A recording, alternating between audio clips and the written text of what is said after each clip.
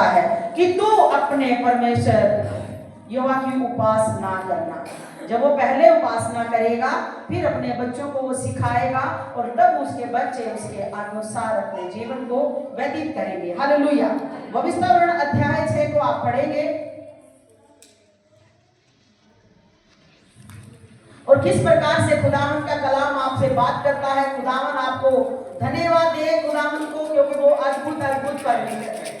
भविष्यवाणी में 6 की 7 और 8 हम पढ़ेंगे और खुदावन किस प्रकार से हमसे बात करता है। हालेलुया। पढ़े अध्याय 6 और उसकी 7 और 8। तू इन्हें अपने बाल बच्चों को समझाकर सिखाया करना और घर में बैठे मार्ग पर चलते लेटते उठते इनकी चर्चा किया करना। हालेलुया। और तू इन्हें अपने बाल बच्चों को समझाकर सिखाया करना और मार्ग में उठते बैठते चलते फिरते इन्हें सिखाया करना। तू अपने बाल बच्चों को ये साथ। हालेलुया। मानते हैं हम काम जरूरी है, काम नहीं करेंगे तो बच्चों को क्या खिलाएंगे।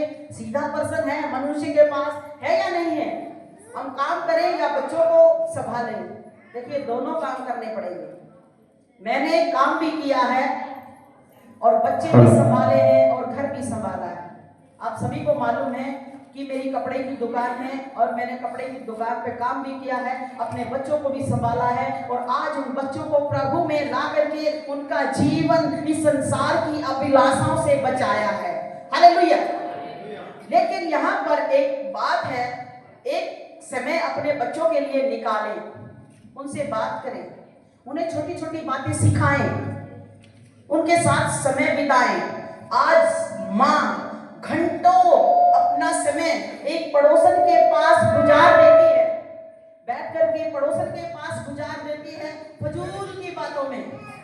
कोई भी उन बातों से कुछ हल नहीं होने का, लेकिन इतना समय अगर वो अपने बच्चों के साथ गुजारे तो कैसा रहेगा, कैसा रहेगा। यहीं से वो कहानी जो है बच्चों की अलग अलग होती चली जाती है। बच्चों को बोले बेटा तू खेल ले, मैं तो तेरी आंटी आई हुई उससे बात कर रही हूँ। बच्चा मन मर्जी का खेल खेलेगा, मन मर्जी के बच्चों के साथ जाएगा। वो माँ सोचती है मेरा पीछा छूट जाए, ये बाहर चले जाएगा। आज संसार में क्या हो रहा है, एक पिता भी सोचता है मैं अभी काम से आया हूँ और मेरे को परेशान ना करे, इन बच्चों को संभाल ले जा इनको, मैं तो अभी बाहर से आया हूँ, मैं थक कर आया हूँ, तू देख तो ले मैं भी बाहर से आया, मैं थका हुआ हूँ, बच्चों को ले जा मेरे पास से। तो वो बच्चे कैसे होंगे, कैसे होंगे वो बच्चे अपने मन के अनुसार अपना जीवन जिएंगे। चाहे वो किसी बुरी संगति में जाएं, चाहे किसी बुरे बच्चों के साथ गाली देना सीखें, जैसा वो सीखेंगे वैसा ही वो सीखेंगे। लेकिन जैसे जैसे करके जब बच्चा बड़ा हो जाता है और तब कहते हैं मेरे बच्चे मेरी मानते नहीं, मैं तो बहुत पीटती हूँ, बहुत सिखाया मैंने, लेकिन मानते नहीं। समस्या कहाँ से शुरू हुई, कहाँ से शुरू हुई ये समस्या, कहाँ से। अगर बच्चों को घर का माहौल सही नहीं मिले तो भले आप महंगे स्कूल में भेजिए, आप बड़े महंगे स्कूल में अपने बच्चों को भेजिए, बहुत सारी फीस भरिए, वहां पर बच्चा कम समय रहता है, लेकिन ज्यादा समय बच्चा कहां पर रहता है, कहां पर रहता है, घर में रहता है, रात को घर में रहता है, दिन को घर में रहता है, लेकिन स्कूल से वो कितने घंटे तक वापस आ जाता है।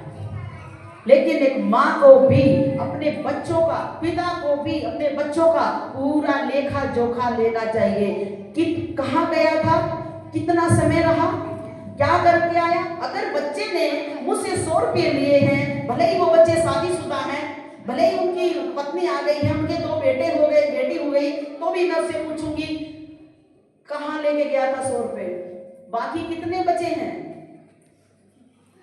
उनका पूरा हिसाब। हालेलुया।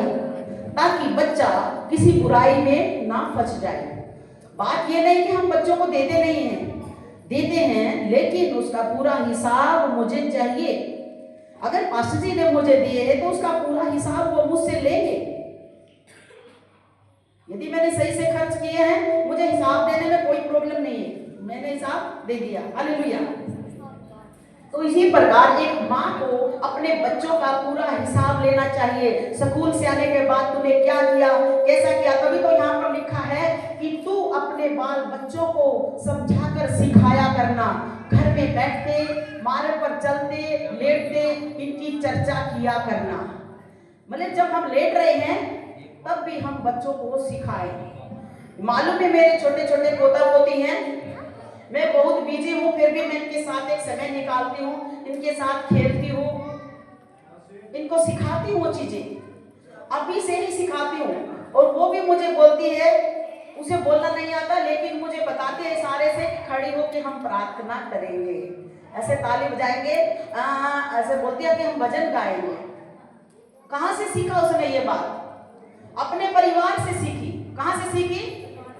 परिवार से सीखी। लेकिन परिवार में एक जगह जब तुलना आ जाती है, जिस प्रकार कैन और हाबिल में, जहां पर माँ और पिता ये कहते हैं ये मेरा और ये तेरा, ये मेरे जैसा और ये तेरे जैसा। कई बार हम परिवारों में इस बात को देखते हैं, तुलना। जब तुलना आ जाती है, एक बच्चे से ज्यादा प्रेम, एक बच्चे से कम प्रेम, तो प्रेम बराबर होना चाहिए। भले ही बच्चों को लगे कि वो उससे ज्यादा करती है या इससे ज्यादा करती है, लेकिन प्रेम बराबर होना चाहिए। हालेलुया। एक बार मेरे बच्चे सारे इकट्ठे हुए और हम फ्री टाइम में अपने बच्चों के साथ बातचीत करते थे, खेलते थे, और पूरे हम बैठे और हम बातें कर रहे थे। तो कहने लगे आज मम्मी पापा से हम बात करेंगे। और उन्होंने सबने बात की, मिलकर के 4 बच्चे ने, 2 बेटी और 2 बेटों ने बैठ के हमसे बात की। कह रहे मम्मी आज तू ये बता दे हमें कि सबसे ज्यादा तू प्यार किससे करती है। मैंने कहा 4 बच्चे हैं, ये तो लड़ पड़ेंगे आपस में, प्रॉब्लम हो गई मेरे साथ, तो हो गई नहीं होगी।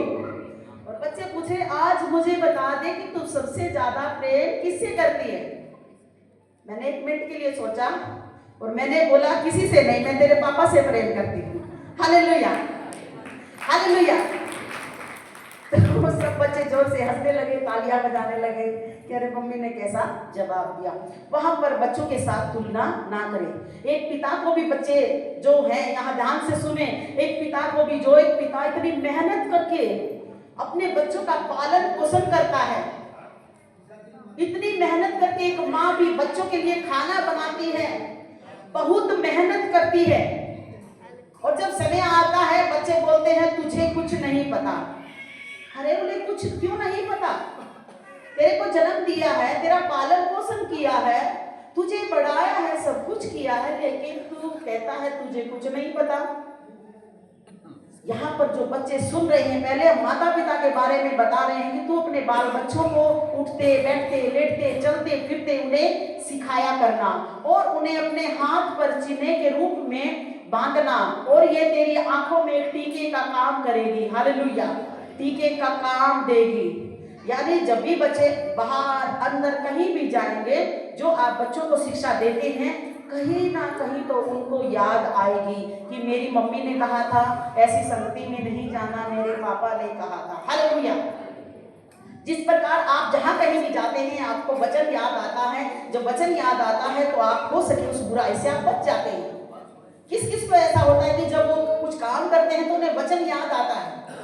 हाथ खड़ा करके बताएं। बहुत लोग कुछ कुछ काम करते हैं तो उन्हें वचन याद आता है। इसी प्रकार जब आप उठते बैठते लेटते चलते फिरते बच्चों के साथ समय बिताएंगे तो वो समय बच्चों का आपको भी वो शांति देगा। किस प्रकार यदि वो बच्चे जवान हो जाएंगे, वो पाप में गिरने से बच जाएंगे। जब वो पाप में गिरने से बच जाएंगे, आपके घर में भी शांति रहेगी। रहेगी नहीं रहेगी? नहीं तो वो बच्चे आज किसी गरीबी का दुख झेल रहे हैं, या पिता शराब पी रहा उसका दुख झेल रहे हैं, या फिर कल को बच्चे बड़े हो जाएंगे, जैसा उन्होंने घर में माहौल देखा है उसी दुख को फिर वो बच्चे भी वही काम में चले जाएंगे, और फिर उस दुख को फिर भी वो माँ झेलेगी। तो अंत में क्या कहेंगी, मैंने तो कभी सुख नहीं देखा, मैंने सुख नहीं देखा, मैंने तो जिंदगी में दुख ही दुख देखा है। तो इसीलिए अपने घर के माहौल को अच्छा करने में पति और पत्नी दोनों का हक बनता है कि वो अपने माहौल को किस प्रकार से रखें। हालेलुया। किस प्रकार से अपने बच्चों के साथ वो व्यवहार करें, बात करें, उनसे प्यार करें, लेकिन एक समय भी उनके साथ निकालें कि जब हम बच्चों के बात करके पूरा उनका दिल में जब हम जगह बना लेते हैं तो बच्चे की हर बात को हम पूछ लेते हैं, उनसे बातें करते हैं। माँ का भी यही कर्तव्य है कि अपनी बेटी के साथ एक दोस्त के साथ संबंध रिश्ता बनाए और बेटी से हर एक बुराई से अपनी बेटी को बचाए। हालेलुया। क्योंकि संसार में बहुत सी बुराइयां फैल गई हैं और इससे हमें अपने बच्चों को बचाना बहुत जरूरी है, बहुत जरूरी है या नहीं है? बहुत जरूरी है कि सारे पाप से अपने बच्चों को बचाएं। इफिसियों अध्याय 6 और उसकी 1 की 4 हम पढ़ेंगे। इफिसियों अध्याय 6 और उसकी 1 से 4। नया नियम 269 पेज निकालो। तो खुदावन महान है और वो अद्भुत परमेश्वर है, प्रेम करने वाला है और किस प्रकार वो अपने बाल बच्चों को छोटी छोटी शिक्षा के द्वारा सिखाना चाहता है। नया नियम 269 पेज निकालो। आप पढ़ना शुरू करते हैं अगर आपको। हे बच्चे वालों, अपने बच्चों को रीस ना दिलाओ। हे बच्चों वालों, अपने बच्चों को रीस ना दिलाओ, परंतु प्रभु की शिक्षा और चेतावनी देते हुए उनका पालन पोषण करो। उन बच्चों को रीस ना दिलाओ, लेकिन रीस दिलाने का मतलब आप समझते हैं? बेटा मैं तुझे आईफोन दिला दूंगी, मैं तुझे ये कर दूंगी। अपने पापा को मत बताना बेटा मैं तेरे लिए ये लाऊंगी, ये क्या है? ये रीस दिलाना है। जब आप उन्हें रीस दिला देते हैं और बाद में सोचते हैं नहीं नहीं नहीं नहीं ये तो बात सही नहीं है, तो बच्चा उस बात के लिए जिद करेगा या नहीं करेगा? करेगा या नहीं करेगा? अब एक छोटा बच्चा है, उसको मैं बोलूंगी ठीक है मैं तेरे को कुरकुरे दिला के लाऊंगी, लेकिन रीस ना दिलाओ। लेकिन करना क्या है? रीस एक छोटी भी होती है और बहुत बड़ी भी होती है, लेकिन सारी बातों में बच्चे का ध्यान रखना बहुत जरूरी है। एक माता को और एक पिता को, दोनों मिलकर के माता पिता और बच्चे, इसी से एक परिवार बनता है और वो परिवार की रीति हमें चलाना चाहिए। जब वो परिवार छोटा होता है, गर्भ में होता है, गर्भ से ही अपने बच्चों को शिक्षा देना शुरू करें। मैंने बताया था और बच्चे भी इस बात में देखें कि अपने माता और अपने पिता की आज्ञा का पालन करें। हालेलुया। अगर आप हंसना चाहें तो आप बाहर जा सकते हैं, खुल के हंस सकते हैं, नहीं तो आप वचन को महत्व दें। हालेलुया। परमेश्वर को महत्व दें अपने जीवन में। तो खुदावंद के वचन से हम देखेंगे, इफिसियों 6 की 1 से हम पढ़ेंगे। हे बालकों, प्रभु में अपने माता पिता की आज्ञाकारी बनो, क्योंकि यह उचित है। अपने माता और पिता का आदर कर, यह पहली आज्ञा है। पहली आज्ञा प्रभु में क्या है? तू ध्यान से सुने बच्चे, तू अपने माता और अपने पिता का आदर कर, ये सबसे पहली आज्ञा है। सिर्फ बच्चों के लिए नहीं है, बड़ों के लिए भी है। कभी आप सोच रहे कि सिर्फ बच्चों के लिए है? बड़ों के लिए भी है। यदि जो बड़े यहाँ पर बैठे हैं उसके माता पिता जीवित है तो वो क्या करें? पहली आज्ञा को अपने जीवन में आदर दें, अपनी माता और अपने पिता का आदर करें। यदि वो चाहते हैं कि दूसरा व्यक्ति हमारे साथ ऐसा ही व्यवहार करे, यदि बहुएं भी चाहते हैं कि जब मैं बड़ी हो जाऊं तो जब मैं माँ बन जाऊं, बहू आ जाए तो मेरी बहू मेरी आज्ञाकारिता में रहे, मुझसे से प्यार करें, मुझसे बगैर पूछे कोई काम ना करें। यदि बड़ी बहन चाहती हैं तो वो भी इस काम को करना शुरू करें। यदि जैसा आप दूसरों को आदर देंगे वैसा ही आप आदर पाएंगे। हालेलुया। जैसा आप दूसरों को आदर नहीं देंगे तो आप खुद भी आदर नहीं पा सकते। सबसे पहली आज्ञा क्या है? तू अपने माता और अपने पिता का आदर कर। आगे जिसके साथ प्रतिज्ञा भी है। हाँ, प्रतिज्ञा। वहां पर परमेश्वर ने इस बात के बदले कहा है, यहाँ पर हर बात को हम देखते हैं कि तू ये कर तो तू मुझे ये दूंगा। परमेश्वर ने कहा यदि तू अपनी माता का अपने पिता का आदर करेगा तो उसके साथ परमेश्वर आपको एक बहुत बड़ी प्रतिज्ञा देने को वायदा कर रहा है कि वो इसके बदले में आपको क्या देगा। तेरा भला हो। पहली बात, तेरा भला हो। तू धरती पर बहुत दिन जीवित रहे। दूसरी बात, तू धरती पर बहुत दिन तक जीवित रहेगा, तू आशीषित होगा, तेरा भला होगा और तू बहुत दिन तक धरती पर जीवित रहेगा। हालेलुया। क्यों लिखा है खुदावन के कलाम में कि तू मनुष्य और परमेश्वर दोनों का अनुग्रह पाएगा। अब दोनों का अनुग्रह हम किस प्रकार ले सकते हैं? अरे जो मनुष्य धरती पर है वो तो, उसको तो हमारे काम पसंद नहीं आ रहे, चाहे हम जो मर्जी कर लें उसको काम पसंद नहीं आ रहे, लेकिन क्या परमेश्वर को आएंगे? परमेश्वर को आएंगे हमारे काम? जब मनुष्य को नहीं आ रहे तो क्या परमेश्वर को आ पाएंगे? इसीलिए कहा है तेरा भला हो तो बहुत दिन तक जीवित रहे। परमेश्वर ने यह प्रतिज्ञा दी है कि तेरी लंबी आयु हो। जो बड़े बुजुर्ग होते हैं वह क्या करते हैं? परमेश्वर तुझे लंबी आयु दे, तुझे आशीष दे, है ना। जब बूढ़ी औरत के जब कोई बहू आके पैर दबाती है तो वो उसे आशीर्वाद देती है, देती नहीं देती है, तुझे बेटा दे और तेरा भला हो, तू आशीषित हो। मनुष्य ने आशीष दिया, यस या नो? दिया, लेकिन परमेश्वर भी उसे आशीष देता है। हालेलुया। तभी हम कहते हैं कि तुम आशीष के योग्य बन जाएं, कि पहले हम अपने कामों से आशीष पाए, उसके बाद जब हम परमेश्वर के निकट जा रहे हैं परमेश्वर भी हमें आशीष करेगा। वो आशीष देने वाला परमेश्वर है, लेकिन जरूरत है हमें भी उसके साथ समय बिताने की। प्रभु की जो अपने बच्चों को प्रभु के बारे में सिखाएं, समझाएं, हर बात को अपने बच्चों को प्रार्थना करनी सिखाएं, वचन पढ़ना सिखाएं। लेकिन बहुत से बच्चे ऐसे होते हैं, वो बोलते हैं मैं तो स्कूल का काम कर रहा हूँ, मैं बाइबल नहीं पढ़ूंगा, मैं तो ये कर रहा हूँ, आज मेरा पेपर है, मैं चर्च नहीं जाऊंगा। आप इस प्रकार वो बच्चे प्रभु के निकट नहीं, वो दूर चले जा रहे हैं। आप उन्हें बोलेंगे मैं जानती हूँ चाहे तेरा पेपर हो कुछ भी हो, लेकिन जब तक परमेश्वर का अनुग्रह नहीं होगा तू उस चीज में कैसे बढ़ जाएगा? पहला स्थान तू परमेश्वर को दे, उसके बाद परमेश्वर ही तुझे आगे लेके जाएगा। हालेलुया। लेके जाएगा, नहीं लेके जाएगा। ऐसे बहाना मार देते हैं बच्चे और थोड़ी देर किताब उठाते हैं और उसके बाद माँ गई चर्च, पिता गए चर्च, उसके बाद वो खूब खेलेंगे। तब पेपर कहाँ गया? 2 घंटे पहले परमेश्वर को दो, उसके बाद अपना काम करना।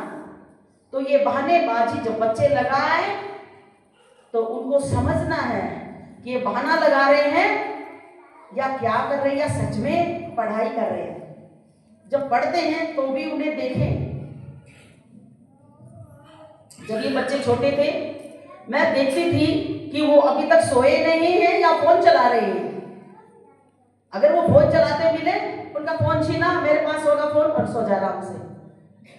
छोटी छोटी बातें अगर हम रोक टोक करते हैं, ध्यान देते हैं, तो हो सके वो बच्चे उन बुराइयों से बच जाए। हालेलुया। तो इसी प्रकार जब बच्चे ऐसा करते हैं तो उनका भला होता है और वो बहुत दिन तक जीवित रहते हैं। कुलुस्सियों इसी की 6 तो अपने माता और पिता का आदर कर, यह पहली आज्ञा है। हालेलुया।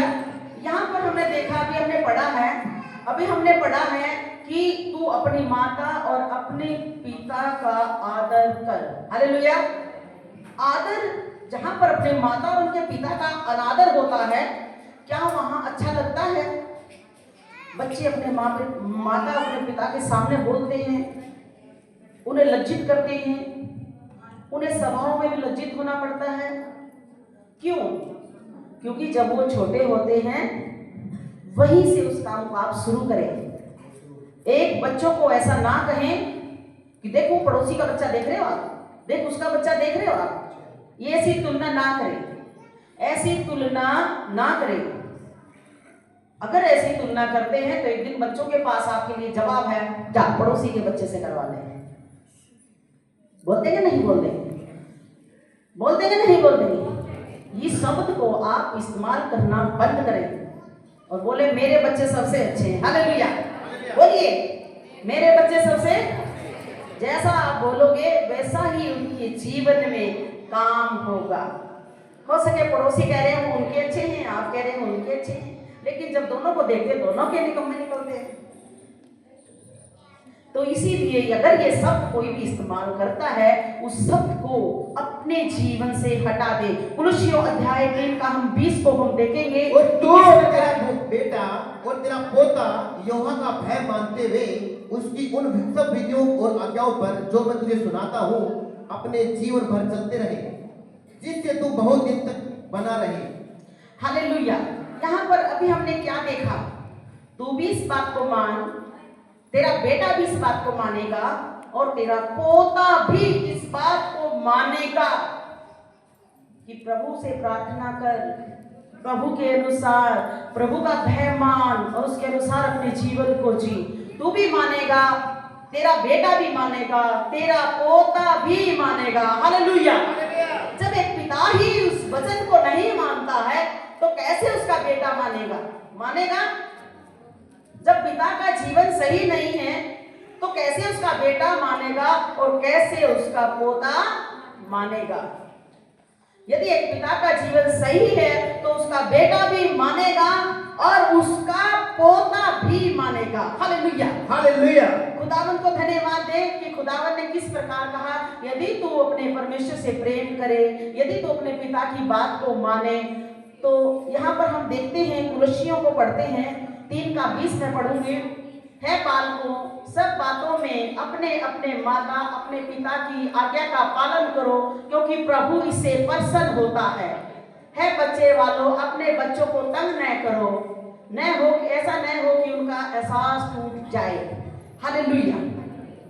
अभी हमने क्या देखा? है बालकों, अपने अपने माता और अपने पिता की आज्ञा का। बालकों को भी चाहिए कि वो अपने माँ बाप की बात को माने। माँ बाप कभी भी बच्चों को गलत राह नहीं भेजेंगे, बच्चों को कहीं बुराई में नहीं फंसाएंगे, क्योंकि वो बुराई से बचाएंगे। तो बच्चों को चाहिए कि वो अपने माँ बाप की बात को माने, उनकी आज्ञा का पालन करें। और बच्चों वालों को चाहिए कि अपने बच्चों को तंग ना करें। उनका साहस टूट जाता है। किस प्रकार टूट जाता है? गलत शब्दों के द्वारा, गाली दे करके, बुरे बातें बोल करके उनका साहस टूट जाता है। भले ही वो पढ़ लिख कर जॉब लगने जा रहे हैं तो आप एक शब्द बोलोगे, आप नहीं जॉब लग सकते, तू तो ऐसे ही फिरेगा, तू तो वैसे ही करेगा। तो वो बच्चे का जो साहस होता है, जो उसके अंदर एक उत्साह होता है, वो टूट जाता है। ठीक है, मम्मी ने बोल दिया तो कुछ नहीं करता, कुछ नहीं करेगा, अब क्या करना मुझे करके। जो वो पढ़ रहा है उसे भी छोड़ देगा, जो वो कर रहा है उसे भी छोड़ देगा। एक बार अपने बच्चे से बैठ करके आप बात करें, उनसे पूछें, हर रोज पूछें, हर रोज 1 घंटा कम से कम अपनी फैमिली के साथ बैठें, उनसे बात करें। भले ही मैं मानती हूँ कि आप काम करते हैं, मजदूरी करते हैं, बाहर जाते हैं, लेकिन उस मजदूरी का क्या फायदा जब घर में वो मजदूरी आई और साफ हो गई और बच्चे जैसे जैसे जिसका मूड उधर है उसका मूड उधर है और अपनी अपनी इच्छा के अनुसार चल रहे हैं, और एक बाप ऐसी मेहनत कर करके अपने पूरे जीवन को खराब कर देता है। लेकिन अंत में उसे क्या मिलता है? तूने हमारे लिए क्या किया। हालेलुया। क्या मिलता है? तूने हमारे लिए क्या किया है। बचपन से ही उन चीजों को गाइड करो, उन्हें सिखाओ, उनके पास बैठो, उनको समय दो, ताकि हर बात आप बच्चे की जान सको और बच्चा आपकी बात को जान सके। और किस प्रकार, जैसे खुदावन का कलाम कहता है, उन्हें तंग ना करो, फजूल की बातों में तंग ना करो। कई बार किसी का गुस्सा किसी पर उतार देते हैं, है ना। हो सके पति के अंदर गुस्सा हो पत्नी का और उतार दिया बच्चों के ऊपर। तो इसी प्रकार फजूल की बातों से भी हमें क्या करना है? हटना है। नीति वचन अध्याय 22 और उसकी हम 6 पढ़ेंगे। नीति वचन की खुदावन महान और अद्भुत परमेश्वर है। किस प्रकार से खुदावन आपसे बात करता है, अपने बच्चों के बारे में भी सिखाता है कि बच्चों वालों को क्या क्या करना चाहिए, किस प्रकार उन्हें प्रभु की शिक्षा देनी चाहिए, किस प्रकार वो प्रभु में चले और किस प्रकार उन्हें सिखाना चाहिए। लड़के को उसी मार्ग की शिक्षा दे जिसमें उसको चलना चाहिए, और वह बुढ़ापे में भी उससे न हटेगा। हालेलुया। जो लड़के होते हैं, चाहे लड़की हो चाहे लड़के हो, बात ये नहीं कि लड़कों ही के लिए है। लड़के को उसी मार्ग की शिक्षा दो जिस पर उसे चलना चाहिए, ताकि बुढ़ापे में भी वो उससे ना हटेगा। उस मार्ग की शिक्षा दें, आप सच्चे परमेश्वर के बारे में सिखाएं। कई बार बड़े लोग सोचते हैं, बुजुर्ग सोचते हैं, मैं जाती हूँ सत्संग में और जब तक मैं ना आऊं तब तक ये काम फिनिश करके रखना। ऐसा नहीं होना चाहिए। उन्हें बोलो कि तू भी मेरे साथ चल, प्रार्थना में चल, वचन को पढ़, प्रभु की शिक्षा को ग्रहण कर, ताकि जब वो आगे बढ़े तो आपका ज़्यादा मेहनत ना लगे, क्योंकि खुदावंद की जो कलाम है वो उससे बात करे और वो उसे सिखाएगी। हालेलुया। परमेश्वर का पवित्र आत्मा उसे सिखाएगा, उसे गाइड करेगा, उसे बात करेगा, उसे सारी बुराइयों से बचा लेगा। हालेलुया। और तभी तो कहा है, लड़कों को उसी मार्ग की शिक्षा दो जिस पर उसे चलना चाहिए, ताकि जब आप बूढ़े हो जाओ, बुढ़ापे में भी वो उसके साथ बना रहेगा, जुड़ा रहेगा। हालेलुया। तो हम नीति वचन इसी की 23 की हम 13 पढ़ेंगे अभी। लड़के की ताड़ना न छोड़ना, क्योंकि यदि तू उसको छड़ी से मारे तो न मरेगा। हालेलुया। ऐसा नहीं है कि बच्चों को डांटना नहीं है, मारना नहीं है, फटकारना नहीं है। डांटना है, फटकारना है। वहां पर स्पष्ट लिखा है कि लड़के की ताड़ना न छोड़ना। यदि तू पतली सी छड़ी से मारेगा वो मरेगा नहीं, बिल्कुल नहीं मरेगा। तू उसका प्राण अधलोक से बचा लेगा। जहां वो बुराई में फंस रहा वहां से तू उसे बचा लेगा। उसे बचाने के लिए तुझे क्या करना पड़ेगा? छड़ी का इस्तेमाल करना पड़ेगा। आज बच्चे ये ना सोचे कि ये तो अच्छा बता रही है कि शायद आज हमें पिटाई ना हो जाए। वो पिटाई इसलिए होती है ताकि आप बुराई से बच जाओ, पाप से बच जाओ, पढ़ लिख कर कुछ बन जाओ, ताकि आप ऊपर चले जाओ ऊंचाइयों पर, ताकि आप सारी संसार की अभिलाषाएं, संसार में कितनी अभिलाषाएं भरी हैं। कहीं छोटे छोटे बच्चे नशे में जा रहे हैं, कहीं बुराई में जा रहे हैं, कहीं कहीं जा रहे हैं, स्कूल का नाम लेते हैं, मिलते कहीं हैं। तो माता पिता को उनका पूरा हिसाब चाहिए और छड़ी से भी उन्हें डांटे, उन्हें सिखाएं। हालेलुया। तो इसी प्रकार कहा गया है, यदि तू छड़ी से मारेगा तो वह न मरेगा। इसी की 22 की 15 हम देखेंगे। नीति वचन 22 लड़के के मन में मूढ़ता की गांठ बंधी रहती है। जो लड़का होता है, बोलते नहीं कि ये व्यक्ति तो मूढ़ी है, ये तो मूढ़ी है। एक मूढ़ता की ऐसी गांठ बंधी होती है, वो गांठ जब तक ना खुले तब तक बच्चा अपने सही मार्ग पे नहीं जा सकता। तो कैसे उस गांठ को खोलना है?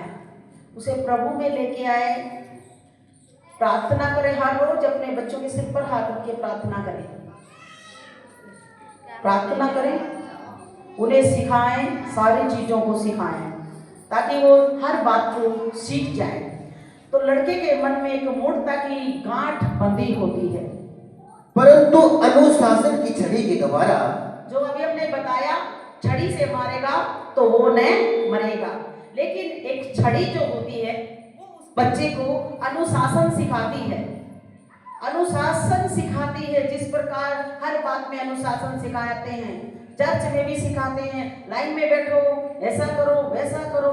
घर में भी एक माँ को चाहिए कि हर बात में अपने बच्चे की रोक टोक करे, क्या खा रहा, कहाँ गया, क्या किया, ताकि उसका जब हिसाब लेंगे एक अनुशासन बच्चे के जीवन में आएगा। वो अनुशासन की छड़ी जब उसको लगेगी तो उसका जीवन अनुशासन में रहेगा। हालेलुया। रहेगा नहीं रहेगा? अनुशासन, अगर अनुशासन परिवार में नहीं होगा तो अनुशासन कहाँ होगा? कहाँ होगा? क्या वो बाहर से सीख पाएगा? क्या वो बाहर से सीख पाएगा? नहीं सीख पाएगा। उसे अनुशासन कि पर- छड़ी के द्वारा वह खोल कर उससे दूर की जाती है। जो वह अनुशासन की छड़ी उस पर लगेगी वो गांठ ऑटोमेटिक खुल जाएगी। हालेलुया। वो जो गांठ उसके अंदर से खुल जाएगी, यानी उसका हृदय खुल जाएगा अपने माँ बाप के प्रति भी, आदर करने के प्रति भी, अपने माँ बाप की इज्जत करने के प्रति भी। यदि आप उस गांठ को नहीं खोल पाएंगे तो कैसी कैसी आत्माएं हैं इस संसार में जो बच्चों को घेर कर रखती हैं, बच्चों को बुराई में फंसा कर रखती हैं और किस प्रकार बच्चों का जीवन खराब कर सकती है। नीति वचन अध्याय 3 की हम 11 को देखेंगे, किस प्रकार से बच्चों का जीवन नष्ट हो जाता है। आज बहुत से बच्चे व्यभिचार में चले जाते हैं, बहुत सी लड़कियां ऐसी पाप में चली जाती हैं कि वो अपने माता पिता की तरफ लौट कर दोबारा नहीं देखती। हे मेरे पुत्र, यहोवा की शिक्षा से मुंह न मोड़ना, और जब वह तुझे डांटे तब तू बुरा न मानना। हाँ, अभी जो हमने सिखाया है तो यहाँ पर वचन क्या कहता है, हे मेरे पुत्र। हम यहाँ पर देखते हैं अपने बच्चों को शिक्षा देने के बारे में, हे मेरे पुत्र यहोवा की शिक्षा से मुंह न मोड़ना। बच्चे भी इस बात को ध्यान से सुने, यदि आपके माता पिता आपको डांट रहे हैं, मार रहे हैं, आज बहुत से बच्चों को डांटने के द्वारा बच्चे घर छोड़कर चले जाते हैं, माता पिता से रूठ जाते हैं। तो यहाँ पर क्या हमने देखा है कि हे मेरे पुत्र यहोवा की शिक्षा से मुंह न मोड़ना। ये जो परमेश्वर के वचन के अनुसार शिक्षा दी गई है, इससे कभी भी मुंह नहीं मोड़ना है। और जब वे तुझे डांटे तो अपने माता का, अपने पिता का बुरा मानना नहीं है। उनकी बात को अपने जीवन में क्या करना है, लागू करना है। और उनकी बात को जब लागू करेंगे तो आप एक अच्छे मार्ग पर चल पाएंगे। हालेलुया। तो उनकी बात को लागू करना है और अच्छे मार्ग पे चलना है।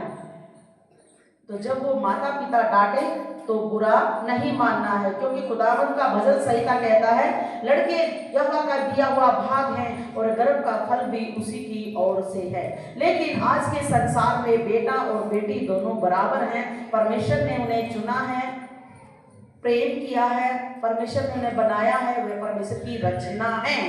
हालेलुया। जो भी परमेश्वर चाहे हमें बेटी दे, चाहे हमें बेटा दे, एक गिफ्ट के तौर पर परमेश्वर हमें देता है। बहुत अच्छा गिफ्ट परमेश्वर देता है और हम प्रभु को धन्यवाद दें। हालेलुया। क्योंकि वो धन्यवाद के योग्य है। तभी हमने पढ़ा है, तू अपने माता और अपने पिता का आदर करना, जिसके साथ प्रतिज्ञा की है, ताकि तू बहुत दिन तक जीवित रहे, तेरा भला हो। भला भी होता है जब अपने माता अपने पिता की आज्ञा को मानते हैं। हालेलुया। जो अपनी माता अपने पिता की बात को मानता है, परमेश्वर खुदा का कलाम कहता है, जो अपने माता को अपने पिता को कोसता है, कोसने का मतलब कि वो उन्हें बुरा भला बोलता है या कुछ कहता है, तो उसका दीपक बुझ जाता है। दीपक बुझने का कारण है उसके जीवन में अंधेरा आ गया, कहीं भी उसके जीवन में ज्योति नहीं रही, कहीं भी नहीं रही। कि जो अपने माता पिता को कोसता है उसका दीपक बुझ जाएगा। अगर आपको दीपक को जलाए रखना है, अपने माता अपने पिता का आदर कर, जिसके साथ प्रतिज्ञा परमेश्वर ने दी है कि तू बहुत दिन तक जीवित रहेगा। हालेलुया। आइए हम सब खड़े हो जाएं और बच्चे लोग भी खड़े हो जाएं और प्रभु को धन्यवाद दें। यदि आपने कोई भी ऐसा शब्द अपने माँ बाप के प्रति बोला है या नकारा है या अनादर किया है आपने अपने मुंह से, यदि आपने भी अपने बच्चे के प्रति कोई शब्द बोला है या अनादर किया है, आप उस बात के लिए प्रार्थना करें और अपनी आंखें बंद करें, खुदावंद को धन्यवाद दें।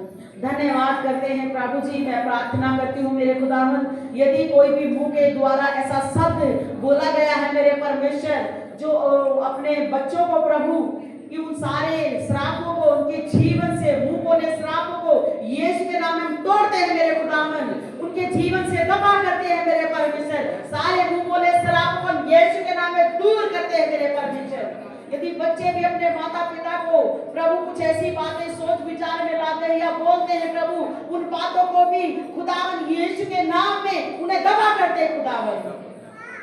और अपने बच्चों को बोले प्रभु, मैं अपने बच्चों को यीशु मसीह के नाम में मैं आशीष की घोषणा करती हूँ प्रभु, सारे बच्चों को आप आशीषित करें, दया कर यीशु के नाम में मांगते हैं, आमीन, हालेलुया। खुदावंद महान है। सभी बैठ